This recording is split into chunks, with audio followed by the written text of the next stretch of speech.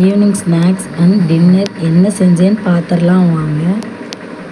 அம்மா ஊர்லேருந்து கச்சாய மாவு கொண்டு வந்திருந்தாங்க. அதை ஈவினிங் ஸ்நாக்ஸாக கச்சாயம் செஞ்சுருந்தேன். அதையும் ஸ்நாக்ஸாக செஞ்சுட்டேன். இடியாப்பம் நைட்டு என் பையன் கேட்டால் அதனால் இடியாப்பமும் செஞ்சுட்டேன். இடியாப்பம் சூப்பராக வந்துருந்துச்சு, கச்சாயமும் சூப்பராக வந்துருந்துச்சு. எனக்கு எல்லாருமே நல்லா சப்போர்ட் பண்ணுறீங்க. சப்ஸ்கிரைப் பண்ணிவிட்டு பாருங்கள், லைக் பண்ணுங்கள், ஷேர் பண்ணுங்கள். இன்றைக்கி இடியாப்பம் செமையாக வந்துருந்துச்சு. தேங்காய் பால் தான் பண்ணியிருந்தேன்.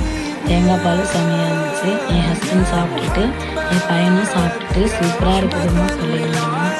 நீங்களும் பார்த்து ப்ளீஸ் சப்ஸ்கிரைப் பண்ணுங்கள்.